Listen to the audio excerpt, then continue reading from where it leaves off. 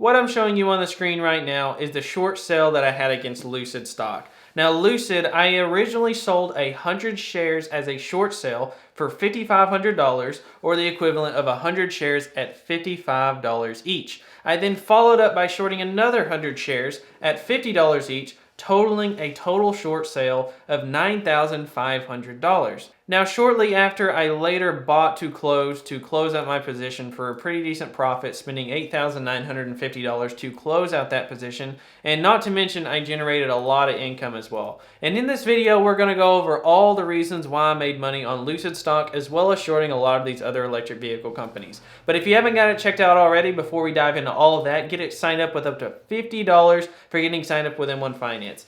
$50. All you got to do is go down below, sign up using my link. You got to use my link or you won't get the 50. If you click the link down below, deposit $100 to the platform, you get a free $50 bill, and you would help support me and my channel. 123 people have done so far, so be one of the 123 that have done it and help me grow my YouTube channel and support me by signing up down below. Now we also have other links down below as well, so make sure to check that out. But thank you guys for tuning in, and let's go ahead and get started with Lucid stock. Now, what I just showed you just a second ago was the trade that I did with Lucid, but what we're going to show real quick is my entire trading history for the year. Now, this is closed positions. Now, you can see that I have a lot of winners and losers, and we're sorting from our biggest loser to our biggest winners. And you're going to see a lot of different tickers, a lot of different options contracts that have all been traded throughout 2021. Which, keep in mind, I was using M1 Finance and Robinhood throughout the vast majority of the year, and I did not switch to Fidelity until August. So this is only my trading history from August 1st to today, which is the day I'm filming, on December 20th. And you notice something real quick. If you see that so far throughout the year, I have $5,711 worth of total profits throughout the year, you can see that most of these are actually options contracts, because I don't like to take profits or losses very often on stocks. I mostly trade options contracts, but when I sell a company, it's normally a big conviction when I want to sell a company. And so let's go to companies that I've just sold. This is actual shares. This is not options. This is just the shares that I held in companies. And you notice most of these were long-term holds for me or just very short-term trades. But if you see the big winners, do you notice something here? There's really only been 3 or 4 big winners. We've had one massive loss with Tattooed Chef. And for the actual shares, these 3 were all wins, but they're all relatively small. Not even really worth talking about, right? The top 4, and especially the top 3, were big winners.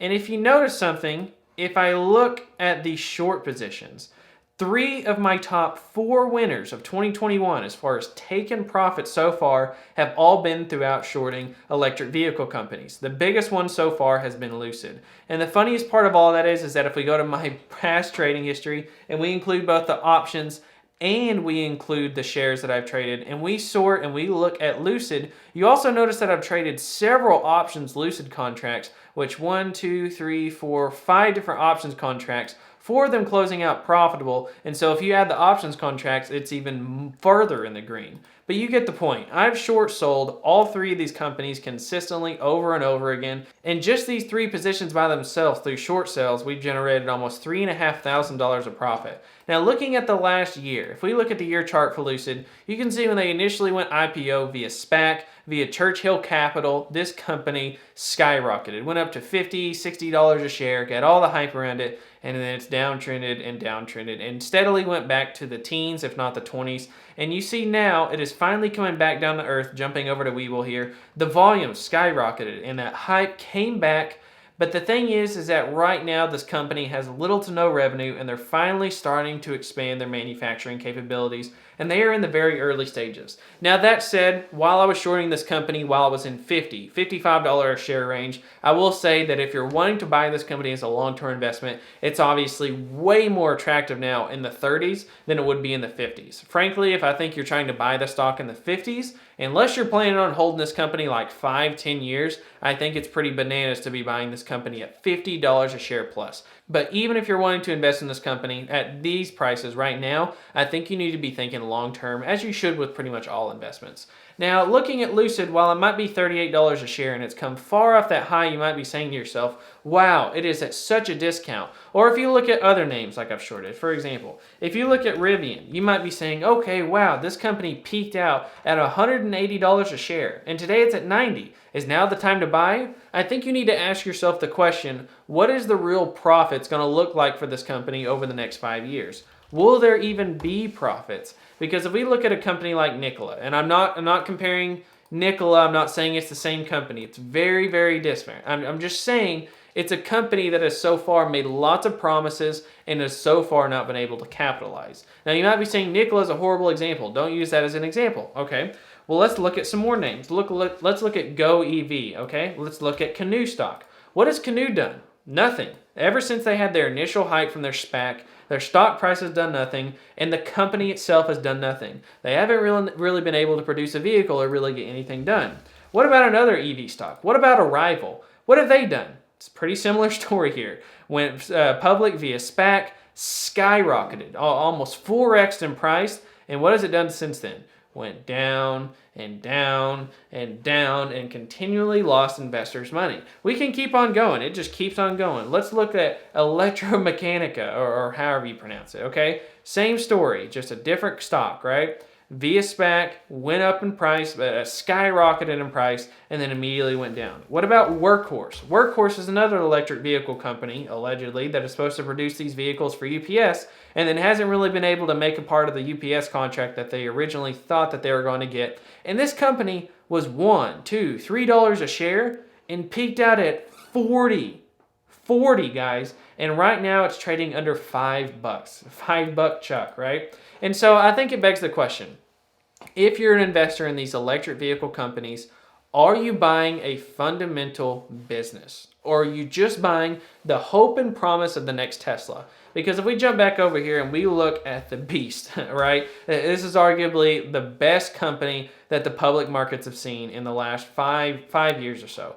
I mean, if you zoom out, just look at that stock chart, okay? Going back to mid-2019 to now late 2021, I mean, the stock chart is just pretty much vertical. It is absolutely insane, the investor demand that Tesla has seen. It is absolutely astounding. And so when you're buying these companies, you need to ask yourself the question, are you trying to buy the next Tesla? Are you getting really excited? Are you really getting excited about, oh, this company is going to be the next competitor to Tesla. Now's the time to buy in.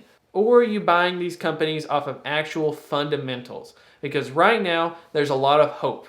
And I think something to keep in mind when things are at the times that they are now, when interest rates are supposed to be going up. You see that Treasury bonds have been slightly going up now, but they're projecting to be going down in the near future due to interest rates going up. That begs the question, what is it going to do to big hyped up investments like a Lucid? What is it going to do to big investments that are hyped up like a Rivian? When present cash flows become more valuable because interest rates rise, what does that do to a company that relies on future cash flows like a Lucid or a Rivian or a Nikola? What does that do to their stock price? That makes them less valuable because now people don't have to take on as much as a risk to receive a return. And so lastly, guys, I just want to close out with, I just recently shorted Nikola again. I've traded this company many times. If I take off the search here by ticker price and you look at my most recent sales, just the other day, I even closed out my position again. I shorted Nikola again. I held the company for 24 hours via short, and I immediately profited another $300 and closed that again for another profit. And that's because these companies are continually going down due to their lack of a fundamental business model. Now, I think Nikola is ultimately destined for failure of all. And while I do think long-term, Lucid, especially out of the three we're mainly talking about, definitely has the most potential for a future, in my opinion, and maybe Rivian as well. But in the short term, in the next, say, 12 months or less, what is the fundamentals behind these companies? And I think it's pretty much nothing. And so for me, I'm probably going to continue to short these companies if they stay at these elevated stock prices. If they even go higher, then I'll really be aggressive with my short, maybe even the biggest positions in my portfolio. But in the meantime, I've been successful so far. Hopefully this continues in the future. But other than that, guys, the only thing I wanted to close out with was don't forget to get your $50 for M1 Finance. Follow the 123 people that have signed up and be 124 to get signed up and get a free $50. All it takes is 10 minutes to get signed up, and it's $50, guys. Thank you guys for tuning in, and I'll catch you guys next time.